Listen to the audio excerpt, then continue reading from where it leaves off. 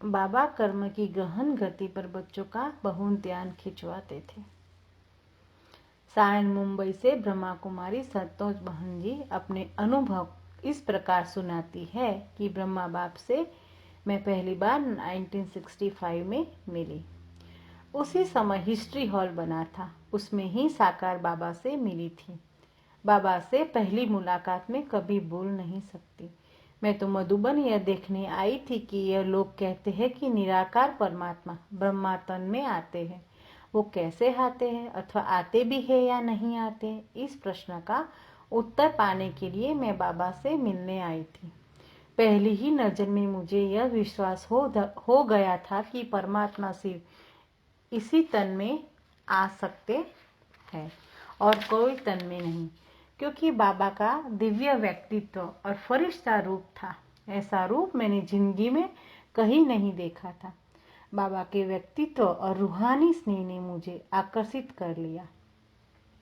बाबा से पहली मुलाकात में ही मैंने यह फैसला ले लिया था कि मुझे जीवन बनाना है तो ऐसा ही श्रेष्ठ बनाना है और बाबा की आज्ञाओं पर चलकर दूसरों का भी जीवन उच्च बनाना है। मैं बाबा के निमंत्रण पर ही मधुबन गई थी। शुरू में बाबा किसी बच्चे को जब पहली बार मिलते थे तब गोद लेते थे। जब मेरी बारी आई तो मैं खड़ी हो गई। बाबा मुझे देखकर कहने लगे कि अब जब बच्चे मेरे से मिलने आते हैं तो मैं भी परमधाम से इस तन में आता हूँ। ये बोल मेरे को पक्के हो गए कि ये शब्द ब्रह्मा बाबा नहीं बोल रहे हैं, परंतु शिव बाबा जो निराकार है, परमधाम में रहते हैं, वो बोल रहे हैं।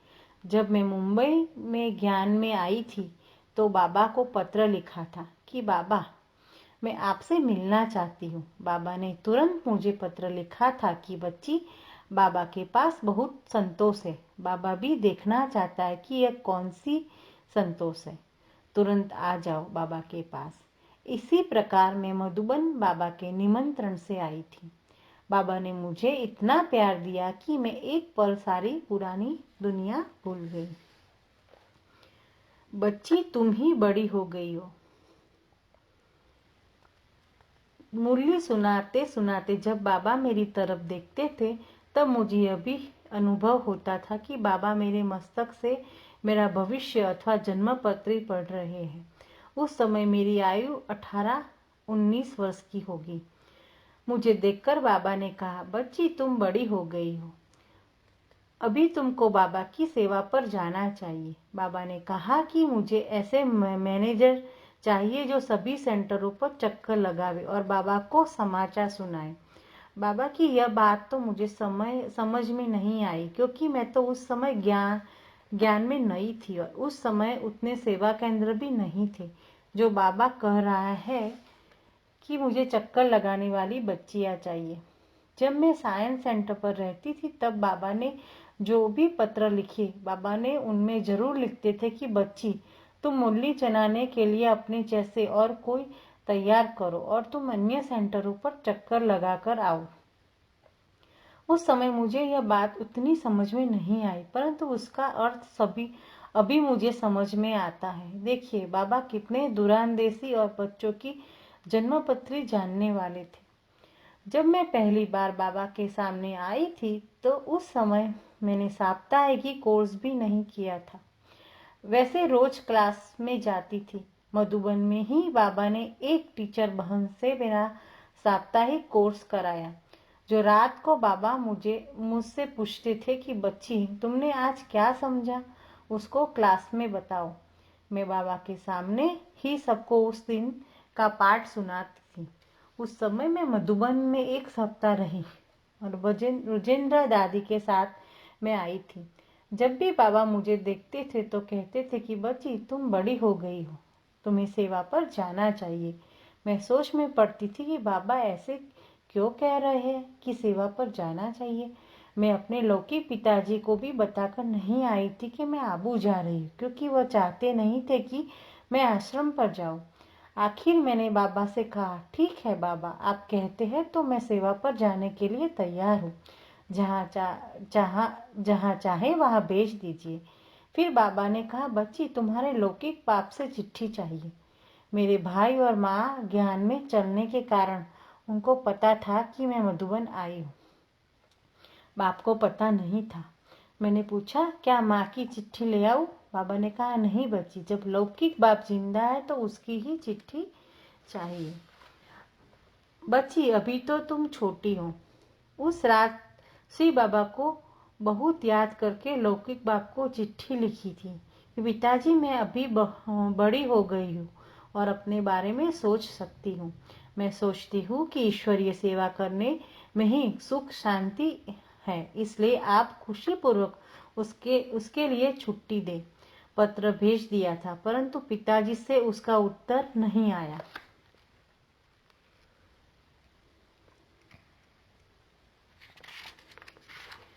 तो चिट्ठी बगैर रखने वाले नहीं थे। मैं वापस मुंबई जाने के लिए तैयार हो गई।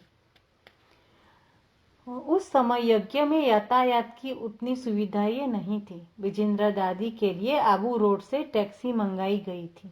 उसमें दादी का और मेरा सामान रख दिया गया। हमें विदाई देने के लिए बाबा भी छोटे हॉल में आने वाले थे। उसी समय ईसु दादी ने आकर मेरे हाथ में लौकिक पिताजी का पत्र दिया। उस पत्र में पिताजी ने लिखा था कि अगर तुमको उसी में खुशी है तो तुमको ईश्वरीय सेवा करने के लिए छुट्टी देता हूँ।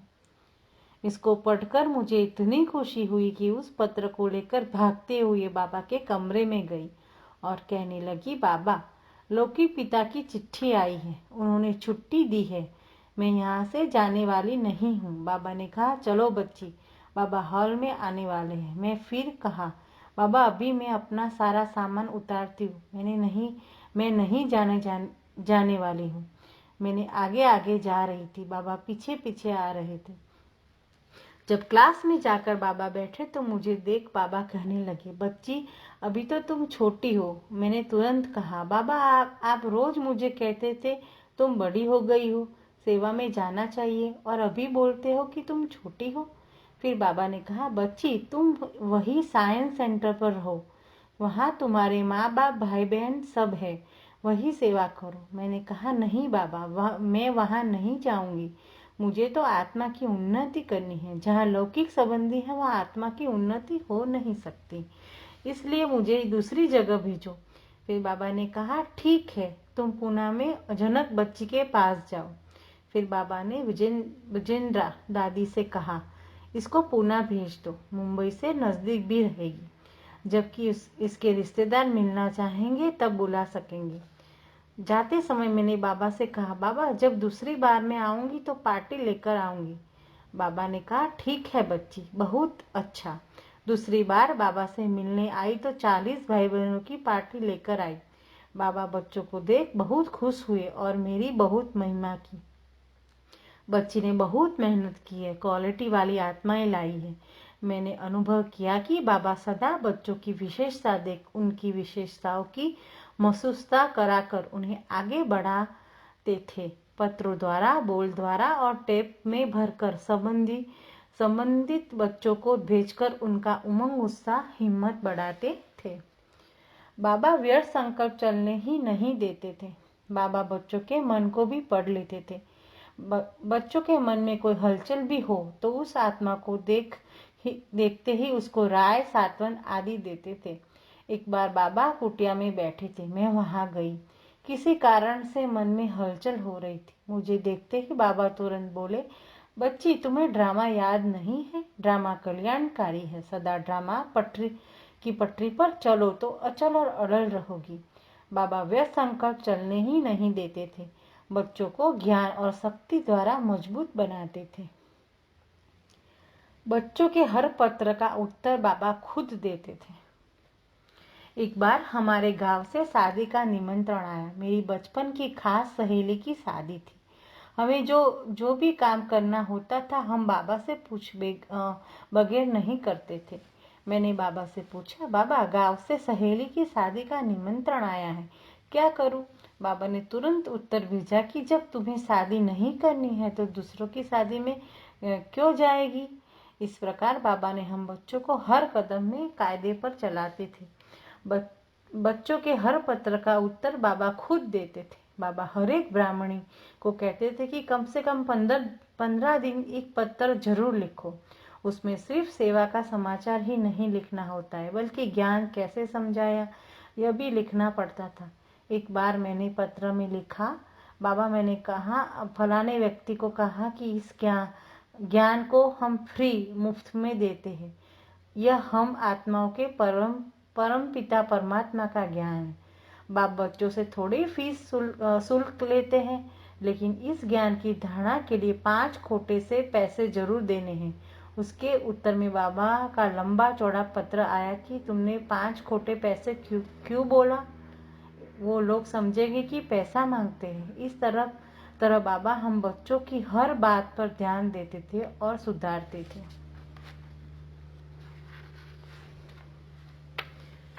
बच्ची ऐसी कोई कीमती चीज इस्तेमाल नहीं करनी है जिसको देखकर किसी का ध्यान उस तरफ जाए। एक बार हम बाबा के कमरे में गए। बाबा किसी से बात कर रहे थे। हम जाकर वहां बैठे। बाबा हमें बिठाकर कमरे से बाहर चक्कर लगाने गए। बाबा कभी किचन में, कभी आंगन में, कभी बगीचे में थोड़े समय के लिए जाते थे।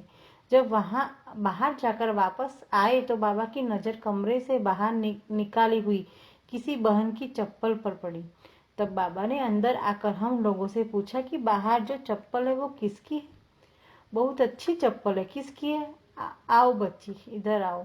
जिसकी थी उसने कहा मेरी है। बाबा जाकर गद्दी पर बैठे और प्यार से उस बहन से कहा, देखो बच्ची, कभी तुम भाषण करने जाओगी ना, तब लोग तुम्हारा भाषण नहीं सुनेंगे, तुम्हारी चप्पल ही देखते रहेंगे।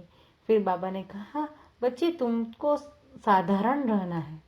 तुम्हें ऐसी कोई कीमती चीज इस्तेमाल नहीं करनी है जिसके देखकर किसी को ध्यान उस तरफ आए अथवा बाबा के बजाय उस वस्तु की याद आए, क्योंकि तुम बच्चों का कर्तव्य है सबका कनेक्शन बाबा से साथ जोड़ना। इस तरह बाबा बच्चों की हर कर्म की गृह्य गति को समझाते थे। मैं सदा यह ध्यान देती थी कि मैं कोई ऐसी चीज इस्तेमाल न करूं जो दूसरों को ध्यान खींचे। भले ही देखा दूसरे व्यक्ति ने और बाबा की याद भूला, हिसाब भी उसका बन गया, परंतु इन सब के निमित्त तो मैं बनी ना। इसलिए मैं कोशिश यही करती रहती हूँ कि मैं जो भी वस्तु इस्तेमाल करूँ उसमें किसी का व्यर्थ संकल्प न चले, किसी वस्तु और वैभव की तरफ हमारा ध्यान भी न जाए और किसी का भी खींचने के निमित्त न बने। यह भी बहुत बड़ी सेवा है। इसमें अपनी भी और दूसरों की भी अवस्था अच्छी रहती है। सदा जीवन इतना ऊंचा और कितना श्रेष्ठ है, हमने यह बाबा में प्रैक्टिकल देखा और उनसे सीखा है। बाबा कहते थे कि बच्चे, तुम जितना सिंपल रहते हो उतना अच्छा है। उससे तुम्हारी स्थिति भी हल्की रहेगी और मन भी साफ रहेगा। ऐसी छोटी छोटी बातें की भी सावधानी बाबा देते थे। बच्ची कभी अकेली नहीं रहना। एक बार बाबा मुंबई आए हुए थे। उस समय साइंस सेंटर पर विजेंद्रा दादी अकेली थी। बाबा ने पूना से मुझ वापस साइंस सेंटर पर बुला दिया। तब तक मेरी अवस्था भी पक्की हो गई थी। लौकिक वालों से मोह ममता टूट गई थी। जब साइंस सेंटर से बाबा से मिलने आई तो बाबा ने पूछा कि वहाँ कौन कौन रहते हैं। मैंने कहा, विजेंद्रा दादी और मैं। मैंने अपनी हिम्मत और अच्छी स्थिति का अभ्यास बाबा को कराने के हिसाब से कहा कि बाबा, मैं कहीं अकेली भी रहूंगी तो मुझे कोई फर्क नहीं पड़ता। तुरंत बाबा ने कहा कि बच्ची, कभी अकेली नहीं रहना। तुम बच्चों में बहुत रूहानी आकर्षण होता है, इसलिए कभी अकेली नहीं रहना। यह बात मुझे इतनी पक्की हो गई कि मैं कभी अकेली रहती हूँ और न ही अन्य बहनों को अकेली रहने देती हूँ। हर सेवा केंद्र पर कम से कम 2 बहनें जरूर होती है। इस तरह हर छोटी छोटी बात पर बाबा बहुत ध्यान खिंचवाते थे। बच्ची, तुम अकेली कहाँ हो, बाबा तुम्हारे साथ है। अलौकिक पिता ब्रह्मा बाबा ने हम बच्चों की इतनी पालना दी है कि यह पालना न लौकिक से मिल सकती है, न देवताओं से मिल सकती है। इतनी सुंदर, पवित्र, सुखमय, अलौकिक परवरिश बाबा ने की है। बाबा साकार में होते हुए आकार रूप में आ जाकर सेवा करते थे। ऐसे कईयों के अनुभव है। एक बार मैं किसी सेंटर पर किसी समस्या का समाधान करने गई थी। मैं जो भी करती थी विजेंद्र दादी अथवा बाबा से पूछकर ही करती थी। मैंने उस स्थान में से मुंबई फोन लगाया, बहुत कोशिश की तो भी नहीं लगा। फिर मधुबन में बाबा को फोन करने की कोशिश की, वहां भी नहीं लगा। मैं बहुत परेशान हो गई। क्या करूं? परिस्थिति ऐसी थी कि मुझे दादी या बाबा से पूछना ही था। मुझे उस समय ऐसा अनुभव हुआ कि मैं इस दुनिया में अकेली हूँ, मुझे मदद करने वाला कोई नहीं है। मन बहुत भारी हो गया था। क्या करूं समझ में नहीं आता रहा था। उतने में मुझे लगा कि मेरी बाजू में कोई आकर खड़े हुए हैं। देखा तो बाबा मुस्कुराते हुए खड़े थे। मैं आश्चर्य और खुशी से दंग रहकर बाबा को ही देख रही थी। बाबा ने कहा, बच्ची तुम अकेली कहाँ हो, बाबा तुम्हारे साथ है, सदा रहेगा। उस दिन से लेकर आज तक मुझे अकेलेपन की महसूसता कभी हुई ही नहीं। वो कृष्ण की ही आंखें थी। बाबा ने अव्यक्त होने से 1 महीने पहले मैं बाबा से मिलने पार्टी लेकर गई थी। उस समय जो बाबा से मिली और मुरली सुनी, वो दृश्य उसके पहले जब बाबा से मिली और मुरली सुनी थी, उनमें रात दिन का अंतर था। आंखों में बहुत फर्क था। ब्रह्मा की वो आंखें नहीं थी, वो कृष्ण की थी। मैं घड़ी घड़ी आंखें मलकर देखती थी कि ये किसकी आंखें हैं। कोई ने ध्यान में देखा होगा कि बाबा की आंखें और कृष्ण की आंखों में क्या अंतर होता है। मुझे यही लग रहा था कि ये आंखें बाबा की नहीं है, श्री कृष्ण की है। श्री कृष्ण के व नेत्र में बाबा के नेत्रों में देख रही थी। यह बात मैंने मुंबई आने के बाद क्लास में भी बताई थी कि इस बार बाबा के नेत्र बाबा के नहीं थे, श्री कृष्ण के थे। बाबा इतने नजदीक पहुंच गए थे उस स्टेज के। बाबा हर अंग में चमक और एक विशेष अलौकिक कशिश थी। उस दिन मुरली सुनाते सुनाते बाबा गद्दी पर लेट गए थे, जैसे कि छोटा बच्चा लेटता है और कहते रहते हैं कि मैं कृष्ण बनूंगा, मैं मिथुन बनूंगा, विष्णु बनूंगा। ऐसे ही श्री कृष्ण के संस्कार हाव भाव देखने में आते थे। बाबा जब किसी बच्चे को गोद में लेते थे तब उसकी पहले ही बोलते थे कि श्री बाबा को याद करके आओ। ऐसा समझो कि श्री बाबा की गोद में जा रहा हूँ, नहीं तो तुम्हारे ऊपर पाप चढ़ेगा। ब्रह्मा बाबा बोलते थे कि बच्चे तुम ईश्वरीय संतान हो, तुम्हें देहधारी की गोद में नहीं जा सकते। ओम शांति।